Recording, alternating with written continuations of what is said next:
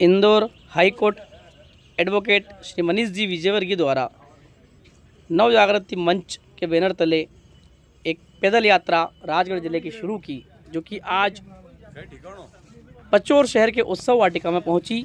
वहां पर उन्होंने पचौर शहर के गणमान्य नागरिक प्रबुद्धजनों से चर्चाएं की और विधिक सलाह भी दी गई। देखिए आप पूरा वीडियो, जिसमें सभी लोगों ने सवाल जवाब भी किए, उसका प्रश्नों का उत्तर भी उनके द्वारा दिया गया। इस वक्त आप देख रहे हैं रमाकांत शर्मा RKS लाइव।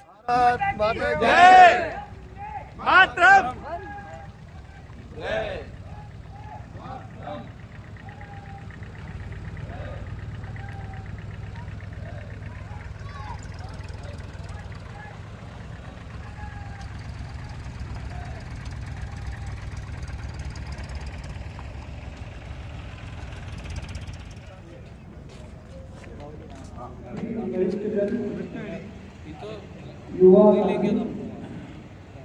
आप सभी को नव जागृति मंच की तरफ से बहुत बहुत धन्यवाद यहाँ पर आने के लिए, और आपका नव जागृति मंच तहे दिल से स्वागत करता है।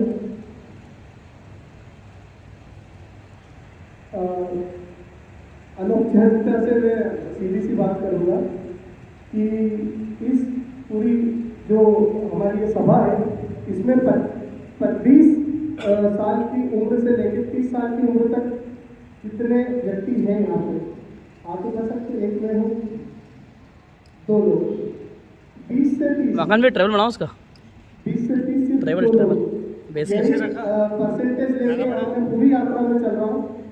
इस पूरी यात्रा में कहीं भी आज 9वां दिन हमारा पूरा संपूर्ण हो चुका है। इस संपूर्ण यात्रा में हम जहाँ भी गए तो वहाँ पर हमें कहीं 80 लोगों की अगर सभा हुई है तो उसमें से खूब 4 या 5 नवयुवक मुझे दिखे। अब ये कहा गए 7,000 जनसंख्या का गांव, वहाँ में 100 लोग आए और उसमें से 4 नवयुवक आए, जबकि हमारे देश में ये कहा जाता है कि जो भारत देश है वो युवाओं का देश है, यूथ कंट्री है। तो ये है कहाँ? ये युवा या तो स्लीपर है, सोया हुआ है, या स्लेवर है, कहीं कमाने में व्यस्त है, जो किसी की नौकरी करता है। वो खुद से कुछ करने के लिए या राष्ट्र के लिए कुछ करने के लिए वो उत्सुक नहीं है।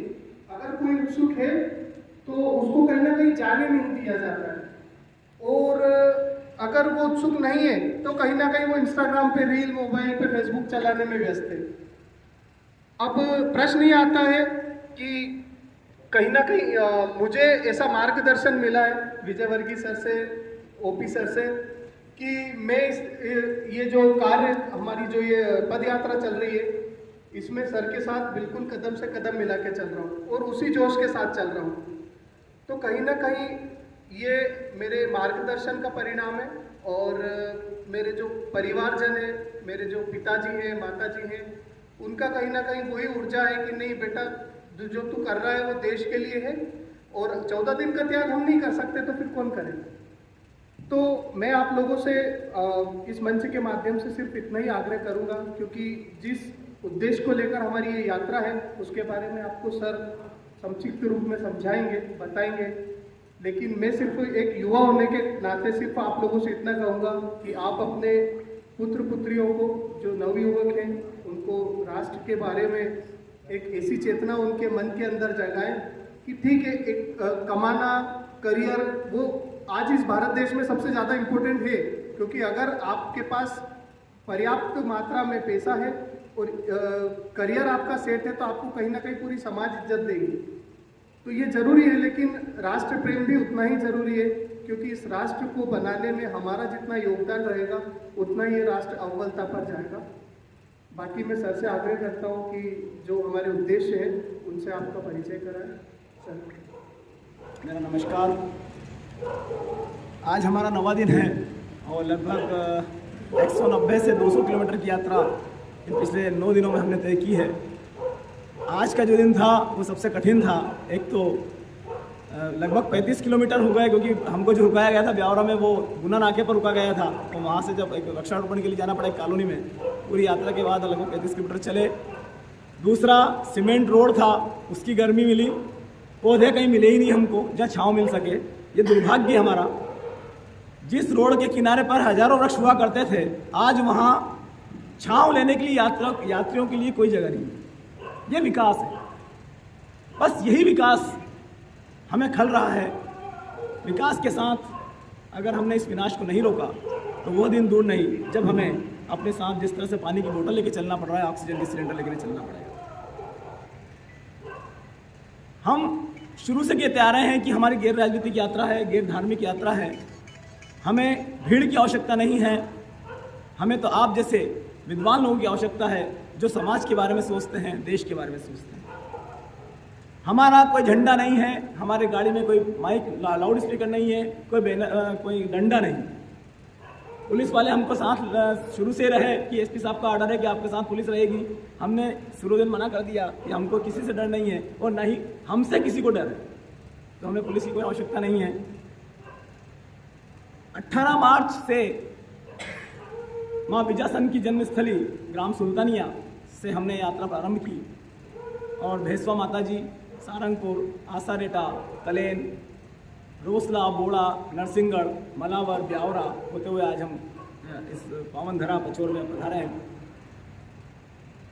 इस पूरी यात्रा में हमारा जो लक्ष्य था वो यही था कि हम हमारे उन लोगों को जो इस देश के नागरिक तो हैं लेकिन इस देश की विधि या हम कहें कानून से परिचित नहीं है, उनको कानून से परिचित कराएं। हमारे वे बच्चे जो स्कूल में पढ़ रहे हैं तो लेकिन दुर्भाग्यवश उनके सिलेबस में आजकल संविधान नहीं है, नैतिक विषय नहीं है, उनके अधिकार नहीं है, उनके कर्तव्य नहीं कर रहे हैं। उन बच्चों से बात करें तो हमारे समाज की अवसर मिला तो बच्चों को हमने राष्ट्रगान के बारे में प्रेरित किया। जो गलतियां छोटी छोटी करते थे उनको सुधारा, हमारे राष्ट्र ध्वज की विशेषताएं उनको बताई, संवैधानिक अधिकार कर्तव्य के बारे में उनको बताया। कई हर एज के लोगों से हमारी बात हुई। नवयुवक हमको कम मिले या तो वो लोग ज़्यादा मिले जो 20 साल से ऊपर हैं या बच्चे मिले। लोगों के विचार हमने जाने और हमारे इस राजगढ़ जिले के उन गांव में हमने देखा कि वास्तविकता में लोग क्या चाहते हैं। हमारा लक्ष्य था एक कदम परिवर्तन की ओर, धरा बचाएं और जीवन बचाएं। हमने एक कदम बढ़ाया, ये पदयात्रा प्रारंभ की और हमें कई ऐसे साथी मिले जो हम कुछ नहीं कर रहे हैं, हमसे बहुत ज़्यादा काम कर रहे हैं, लेकिन उनकी पूछ परख नहीं है। वो खुद काम करते हैं, जितना उनसे बनते हैं वो करते हैं। और इस पूरी यात्रा में हमें ये भी सुनने मिला, मैं आपको खुल के बता रहा हूँ कि हमारे जो लोग हैं वो चाहते हैं कि उन्हें मुफ्त में अनाज कोई सहायता नहीं चाहिए, वो सिर्फ ये चाहते हैं कि उनकी उपज का उनको सही मूल्य मिले। मैं आपको वास्तविक बात बता रहा हूँ, ऐसे ऐसे लोग मिले हमको जो कि अशिक्षित हैं लेकिन किसान हैं। उन्होंने 70, 80 साल के, उनका सीधा कहना है कि साहब हमें केवल हमारी फसल का मूल्य मिल जाए, हम कुछ नहीं चाहते, क्योंकि इतना भ्रष्टाचार है कि जो सब्सिडी हमारे पास आती है वो आधी भी नहीं आ पाती। ये वास्तविकता मैं आपको बताना चाह रहा हूँ। बच्चों से हमने बात की तो ये मैं ऐसा दुर्भाग्य समझता हूँ कि उन्हें ये नहीं मालूम कि जो नेशनल फ्लैग है हमारा, उसमें चक्र बनाए, उसमें 24 तिली क्यों बनाएंगे, उन्हें नहीं मालूम। उन्हें ये नहीं मालूम कि संविधान क्या है, संविधान क्या चीज़ है। 9, 10, 11 के बच्चे से बात हुई, उनको ये नहीं मालूम। राष्ट्रगान कितने सेकंड में पूरा होना चाहिए, एक शब्द सही रूप में आप गा रहे हैं, उन्हें नहीं मालूम। तो हमें दुख भी हुआ, लेकिन दुख होने से कुछ नहीं होता। हमने प्रयास किया, उन बच्चों से मिलकर, उनके जो शिक्षक है उनसे बात की, हमने उनको कुछ बातें बताई, तो हमने ऐसा लगा कि हमने एक कदम बढ़ाया है। और जो लोग आप जैसे लोग हमें मिले, हर जगह मिले, कई विद्वान लोग हमें मिले, उनका हमको सहयोग मिला और हम ये मान रहे हैं कि हमने एक कदम बढ़ाया लेकिन वो लोग 10 कदम बढ़ाएंगे। तो हमारा जो उद्देश्य था वो सफल हुआ। इस पूरी यात्रा में हमने एक बात और देखी कि हर आदमी ये चाहता है, चाहे वो किसी भी धर्म का हो, वो चाहता है, जो समझदार है, कि जनसंख्या पर नियंत्रण हेतु कानून बनना चाहिए। सबने सहमति से, सर्वसम्मति से इस बात को चाहा है कि हमारे देश में कठोर कानून जनसंख्या नियंत्रण बनना चाहिए, जिसमें किसी जाति, किसी धर्म या किसी क्षेत्र के आधार पर कोई भेद ना हो। सबने समर्थन किया है। हमने लगभग 25,000 लोगों को दस्तखत करा लिए हैं और हमारा लक्ष्य है कि हम 1 लाख लोगों को हस्ताक्षर कराकर ये हस्ताक्षर और हमारा ये प्रस्ताव जो हम सब स्वीकार कर रहे हैं उसको माननीय प्रधानमंत्री तक पहुंचाएंगे। ये हमारी लक्ष्य है इस यात्रा का। पर्यावरण के बारे में हम आपको बताना चाहेंगे कि हमारी दिनचर्या इस प्रकार कहती है, हम 5 बजे उठते हैं, 1 घंटे में हम सब नहा धोकर तैयार हो जाते हैं, फिर आधा घंटे में प्राणायाम करते हैं सब लोग, और उसके बाद जहां हम ठहरे हैं वहां जो मंदिर है उन सब के दर्शन करते हैं। उसके बाद हम हमारी गाड़ी में एक पारस पीपल का पौधा है साथ लेके चले हैं। जहां से हमने यात्रा प्रारंभ की, हमने उस पारस पीपल के पौधे को वहां रोपा जहां लोगों ने हमें गारंटी दी कि हम इसको बड़ा वृक्ष बनाएंगे। और इसके बाद हम 7, सवा 7 बजे उस नगर से बाहर निकल जाते हैं। रास्ते में जहां भी रुकते हैं, चाहे पेड़ की छांव पे लोगों से बात करते हैं, चौपाल पे बैठ जाते थे, ना वो हमें जानते हैं ना हम उन्हें जानते हैं, लेकिन उनकी दिल की बातें हमें जानते हैं। और जहां तक हो सका हमने उनको प्रयास किया। मैं आपको बताना चाहूंगा कि मंडावर एक गांव है जहां रात के 11:30 बजे तक लोग हमसे मिलते थे। 8 बजे हमने मीटिंग प्रारंभ की थी, 11:30 बजे हमने उनसे रिक्वेस्ट की कि हमको 5 बजे फिर उठना है और कल चलना है, इसलिए हम चाहते हैं कि अब आप भी विश्राम करें और हम भी विश्राम करें। तो ये जब देखा लगा मुझे कि ऐसा नहीं कि हमारे देश में लोग कुछ करना नहीं चाहते, सब चाहते हैं कि परिवर्तन होना चाहिए। हमें केवल शुरुआत करनी है, उनको एक दिशा दिखानी है। हमने उन कानूनों को उनके बारे में बताया, क्योंकि हमारा देश का संविधान है जो लिखित संविधान है और विश्व का सबसे बड़ा संविधान है। और हम सब जानते हैं कि हमारे देश में किसी व्यक्ति का शासन नहीं है बल्कि कानून। मनीष जी ने मैक्सिमम सभी बातों को कवर किया है, लेकिन एक महत्वपूर्ण बात भूल गए हैं। हम पर्यावरण के उद्देश्य से, यहाँ से पर्यावरण संरक्षण के उद्देश्य से निकले हैं। बच्चों को वृक्षारोपण के लिए हमने प्रेरित किया है। जैसे ही हम बोड़ा में पहुँचे, बोड़ा में एक अंधेरिया बाग, एक पार्किंग स्थल है और देवी का मंदिर है, वहाँ पे भोजन की व्यवस्था थी हमारे साथीगणों की ओर से। तो जब वो दोने पत्तल लाए तो वो प्लास्टिक के लाए थे। हमारे सभी साथियों ने, विशेषकर मनीष जी ने कहा कि हम दोना पत्तल जो प्लास्टिक का है इसमें भोजन नहीं लेंगे। तो उन्होंने कहा फिर क्या किया जाए, तो उन्होंने कहा हम गाड़ी में हमारे जो दोने पत्तल पहले चलते थे पत्तों के, वो हमारे पास है, आप उसी को। तो सभी लोगों ने उस दोने पत्तल पे खाना खाया। इस बीच उनमें प्रेरणा आई, प्रेरणा आई कि हम भी इस प्लास्टिक का प्रयोग बंद करेंगे और इस अंधेरी बाग में जो भी कार्यक्रम होंगे उसमें प्लास्टिक का उपयोग नहीं करने देंगे। इससे तो हम जो खंडार थालियाँ हैं और गिलास हैं उसका प्रयोग करेंगे। तो वहाँ बैठे हुए सभी लोगों ने, किसी ने 10, किसी ने 20 करके और 100 थालियाँ उसी समय घोषणा कर दी और उस मंदिर में उसी दिन से प्लास्टिक का आना बंद हो। कहना चाहता हूँ 2 मिनट के लिए, फिर भी गलती हो तो माफ़ करना।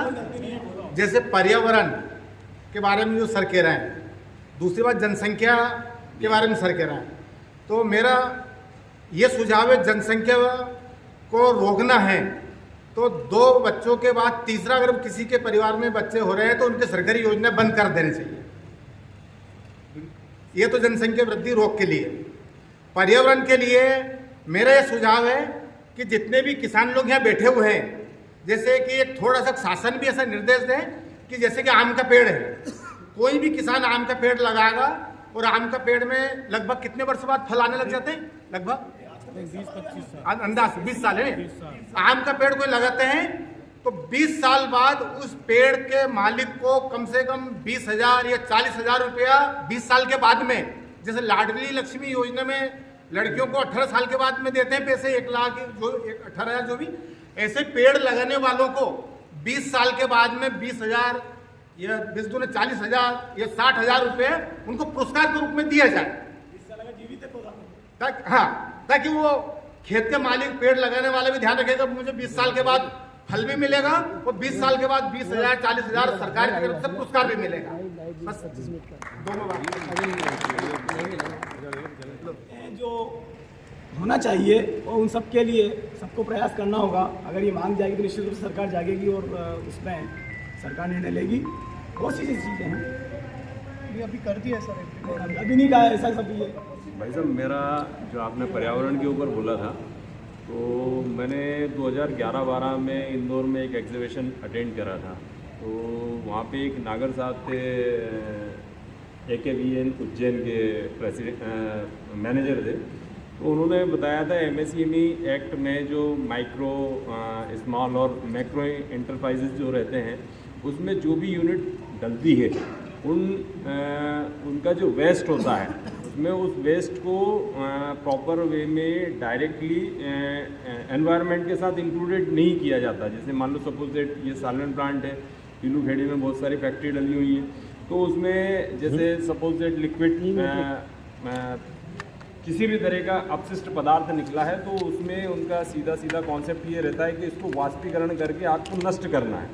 पर प्रैक्टिकल रूप में कहीं पे भी आप किसी भी जगह पे चले जाएं, आप उसको इस महत्वपूर्ण बिंदु पे किसी भी मैक्रो स्केल की जो इंडस्ट्री है उस पर कहीं पे भी कुछ भी नहीं किया जाता। दूसरी अति महत्वपूर्ण बात यह है कि जो मैक्रो स्केल की जो यूनिटें होती हैं उसके फिटनेस सर्टिफिकेट बॉम्बे से जारी होते हैं। मैं वकालत के क्षेत्र में तो बाद में आया, मैंने नॉर्मली यहाँ पे एक पंडा साहब थे, उनसे मैंने पूछा था कि आपने जो आपकी फैक्ट्री का, क्योंकि आपकी फैक्ट्री में केमिकल का भी यूज़ होता है, आपकी फैक्ट्री में दूसरे तरह की कई चीज़ों का यूटिलाइजेशन होता है, तो मेरा सिर्फ मेरा इतना सा कहना है कि आप अपने जो आपने बॉम्बे से आपने आपकी फैक्ट्री का फिटनेस सर्टिफिकेट जो जारी करवाया है उस फिटनेस सर्टिफिकेट को आप दिखा दो। तो मैंने जैसे नॉर्मल में एक बात को पूछा था तो उनको उम्मीद नहीं थी कि कोई इस तरह की बातचीत पूछ सकता है, तो वो मेरे ऊपर गुस्सा हो गए थे कि उन्होंने कि आपको सिर्फ नेगेटिव चीज़ दिखती है, या पॉजिटिव चीज़ ये नहीं दिखाते कि हम हमारे प्लांट से भूसा जो है हमने राजस्थान सप्लाई करा, ये करा वो करा। तो वो वाली जो यूनिट है, मतलब उस फिटनेस सर्टिफिकेट को लेके जैसे पीलूखेड़ी में आप जब क्रॉस करेंगे तो जो वाइन फैक्ट्री है वहाँ पे से आपको जो बदबू है वो प्रत्यक्ष या अप्रत्यक्ष रूप से आपको स्वीकार करनी ही पड़ेगी। तो जब आप उतने से 1 सेकंड में वो आपको प्रभावित करती है तो वहाँ पीलूखेड़ी वाले कितने प्रभावित हैं, और इस तरह के कई ज्ञापन उन्होंने दिए हैं। तो वो उस तरफ वो अगर मान लो कि कहीं कुछ उसमें आपके ज्ञापन में वो आता हो तो मेरा वो उस तरफ ध्यान आकर्षण करने का लक्ष्य था, और कुछ भी। निश्चित रूप से ये सब चीज़ें पर्यावरण से जुड़ी हुई हैं और इन सब बातों को लेकर ज्ञापन हम तैयार करेंगे और सरकार का ध्यान इस पर आकर्षित करवाएंगे, क्योंकि हम भी कोई अधिकारी कोई लीडर तो है नहीं, लेकिन फिर भी हम प्रयास करेंगे कि इन सब बातों को लेकर छोटी छोटी बातें ये वाकई में ये विचार कराए होंगे तो इसका परिणाम निकला कि उस पर कुछ कार्य किया जा सकता है। लेकिन हर नागरिक को अधिकार है कि अगर ऐसी कोई स्थिति है तो आप डायरेक्ट उस मंत्रालय को भेज सकते हैं जो इससे संबंधित है, और उसकी कॉपी आप हमारे जो PM ऑफिस है, जो प्राइम मिनिस्टर ऑफिस है, वहाँ भेज सकते हैं। तो वहाँ आपका रिप्लाई भी आएगा और निश्चित रूप से कुछ ना कुछ तो कार्रवाई होगी, या उनके दिमाग में तो बात आएगी कि ऐसा हो रहा है, तो आप डायरेक्ट भी आप भेज सकते हैं और हम ज्ञापन के माध्यम से भी इस बात को भी। इसके तहत ये नियम है कि नगर पालिका क्षेत्र में चाहे आपकी व्यक्तिगत लैंड पर हो या सार्वजनिक लैंड पर हो, 2 मीटर से अधिक का बड़ा अगर पौधा है तो उसको आप काट नहीं सकते जब तक कि मुख्य नगर पालिका अधिकारी से अनुमति नहीं ली जाती। अगर आप आपके नगर में यहाँ CMO होंगे, उनसे पूछेंगे कि 1 साल में कितने आवेदन आपको प्राप्त हो रहा है, आपने कितनी अनुमति दी, तो शायद मुझे ऐसा पूरा विश्वास है कि वो बोलेंगे एक भी आवेदन प्राप्त नहीं। तो या तो हम ये माने कि हमारे नगर में एक भी पौधा कटा ही नहीं, या फिर कानून का पालन नहीं हो रहा है, या फिर जागरूक नागरिक भी नहीं जो पूछ रहे हैं। मुझे लगता है कि नगर पालिका के हो सकता है कि नगर पालिका के नॉलेज में भी ये बात ना हो कि ऐसा कानून है, उस पर 1 साल तक की सजा है अगर आपने 2 मीटर से ऊंचा पौधा बोल दिया। ऐसे ही अभी 2022 में 1 जुलाई से हमारी केंद्र सरकार ने नियम बनाया है, जो ये प्लास्टिक के जो पदार्थ है इनको नष्ट करने के लिए, उनको नहीं उपयोग करने के लिए। लेकिन कितना उपयोग हो रहा है? क्या हम गिलास का उपयोग नहीं कर रहे हैं प्लास्टिक के? क्या हम पॉलीथीन का उपयोग नहीं कर रहे हैं? तो वो स्थिति शराबबंदी के लिए भी होगी। अगर शराबबंदी करके चोरी से लाएंगे लोग, तो जब तक हम नहीं सुधरेंगे, तो गायत्री परिवार का नारा है कि हम नहीं सुधरेंगे तब तक कुछ नहीं होगा, हम सुधरेंगे तो युग सुधरेगा। तो हमें ही उसका विरोध करना पड़ेगा। ऐसे पॉलीथीन का संकल्प लें कि हम उपयोग नहीं करेंगे, तो आवश्यकता नहीं चोरी से लाने। नव जागृति मंच के तत्वाधान में जो यात्रा आज जिले के सुदूर अंचल ग्रामीण क्षेत्रों से चलकर पचोर नगर में पहुंची है, इस यात्रा के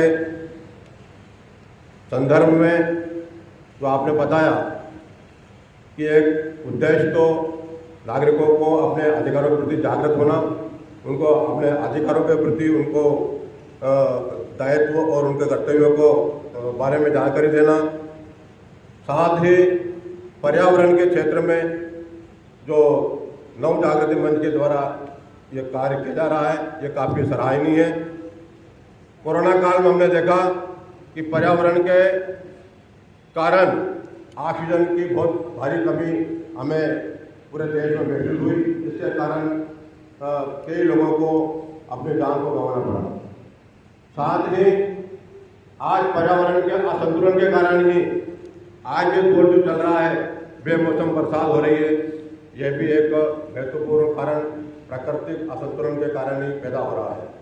इसके लिए दोषी भी हमें ही है, क्योंकि जिस तरह से हम वृक्षों की कटाई कर रहे हैं उस हिसाब से हम पर्यावरण के बारे में ध्यान नहीं दे रहे हैं, ना ही वृक्षारोपण कर रहे हैं। हमारा दायित्व है कि कम से कम हमें हमारे जीवन में कम से कम 5-25 वृक्ष तो ऐसे बड़े बड़े लगाना चाहिए, जिससे कि हमारा दायित्व भी हो और हमारा जो है कर्तव्य भी और हमारे मानव जीवन का जो सार्थक हो कि कम से कम हम पर्यावरण के प्रति जागरूक रहें। हमारे जो अध्यात्म पर देखे चलते हैं तो वृक्षों से के साथ हमारा बहुत अभिन्न संबंध रहा है। जैसे कि आंवले की पूजा करते हैं, पीपल की वृक्ष करते हैं, बट वृक्ष की पूजा करते हैं। ये बड़े बड़े पौधे हमने जो है इसीलिए बचा के रखे हैं और हम उन वृक्षों की पूजा करते थे ताकि उनको कोई काट नहीं पाए। आज बड़े बड़े वृक्षों की कटाई हो रही है, उसके प्रति कई जो आज देखने में आ रहा है कि कॉलोनाइजर जो जिस हिसाब से पेड़ों को काट रहे हैं उस हिसाब से नहीं पा रहे हैं।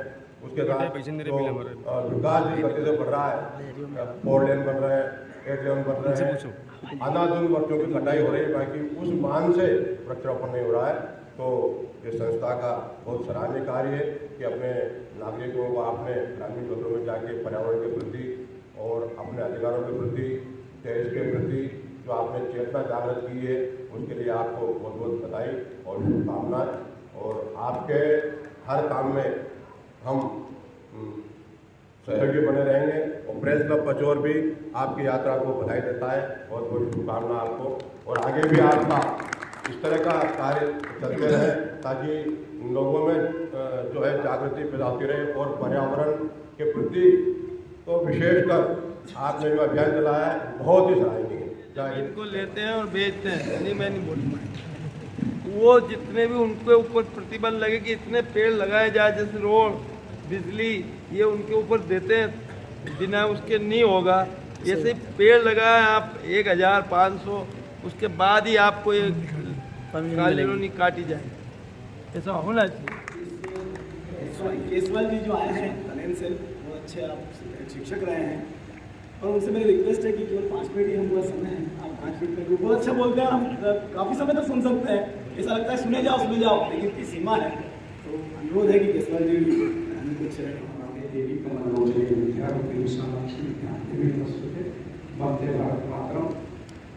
सभी रूपजन आपको सादर नमन करता हूँ। देश को चलाने के लिए अब सब विद्वान लोग हैं। विधायिका होती है, विधायिका के बाद कार्यपालिका होती है और कार्यपालिका अगर कोई त्रुटि करे तो न्यायपालिका होती है।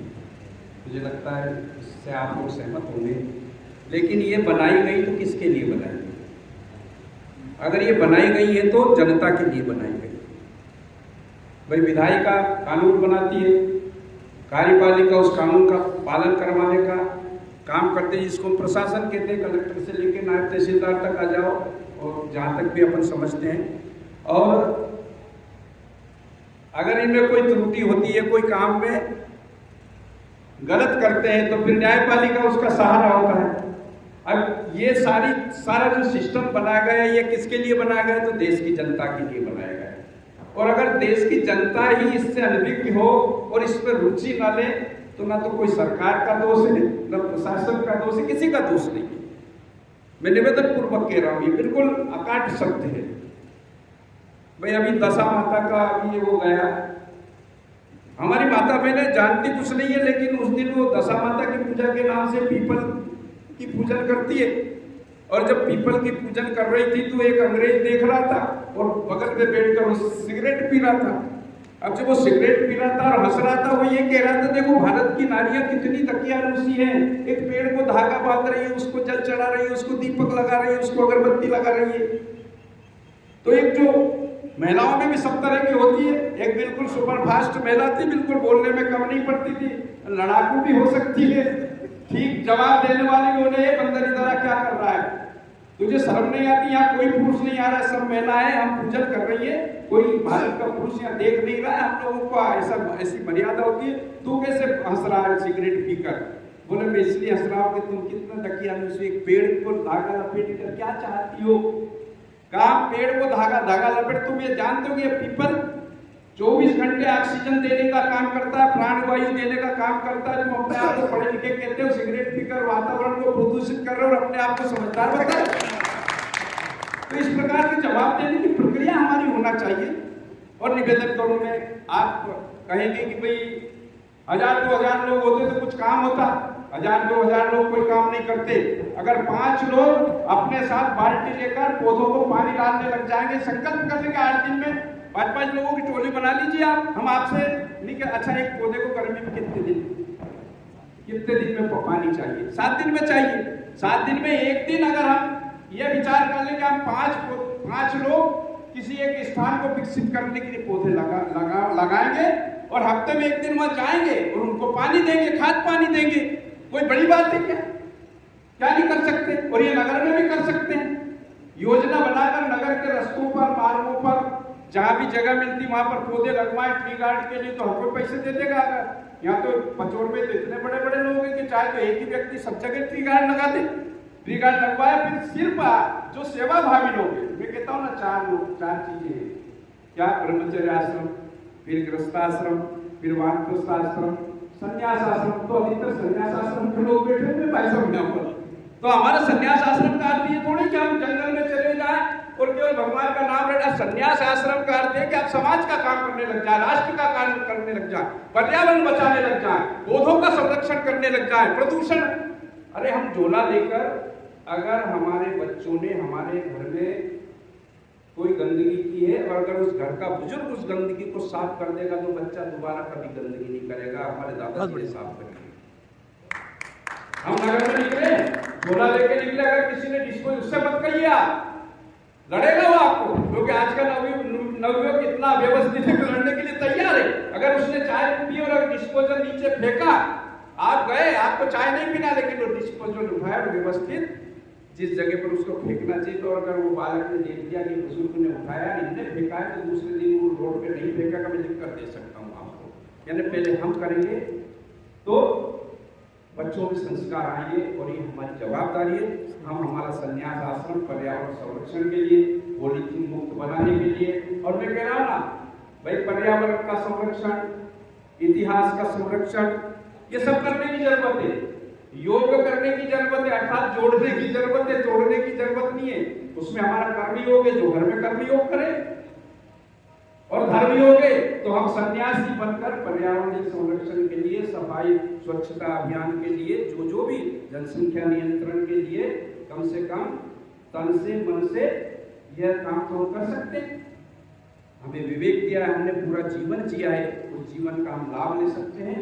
और नफरत को हटाते हुए, वर्ग भेद को हटाते हुए, नफरत हुई है न पालो यारो, दिलों में खली से तो निकालो यारो, न तेरा है न मेरा है, ये सबका वतन है, इसे संभालो यारों, से संभालने की जरूरत है। और लगता होगा कि बहुत कठिन काम है। तो बंधुओं एक निवेदन करूं, पथ क्या, पथिक कुशलता क्या, यदि पथ में बिखरे शूल न हो, नाविक की ढेर परीक्षा क्या धाराएं, प्रतिकूल न हो, प्रतिकूल परिस्थितियों को अनुकूल बनाइए। आप सबका आशीर्वाद होगा तो आपकी यात्रा भी सफल होगी और ये अभियान नव जागृति और आगे बढ़ेगा। इसी के साथ अपनी वाणी को विराम देता हूं। भारत माता की, भारत माता की। जब आपने कही इसी बात पर, जब हम आगर एक गांव है छोटा सा आंदल खेड़ा के आगे, हम वहाँ बैठे थे पेड़ के नीचे, एक साहब सब्जियां लेकर जा रहे थे ब्यावरा बेचने के लिए। तो इंतजार कर रहे थे, बस मैंने पूछा कि ये पॉलीथीन की थैली क्यों रखी आपने साथ में, कि सब क्या करें, अगर ये पॉलीथीन की थैली नहीं हम नहीं दे रहे तो ग्राहक ही नहीं आ। वो सब्जी की बात में पूछे मेरा थैली है क्या? अब बताइए इसमें गलती उस किसान की है या हम लोगों की? हम लोगों की। मैंने उससे कहा कि भैया आप मत दो ये साहब, हमारे लेने ही नहीं आगे, पड़ोस से ले लेंगे। तो इसके लिए कौन दोषी है? बहुत बहुत धन्यवाद। और कोई गाँव पटेल भी हैं।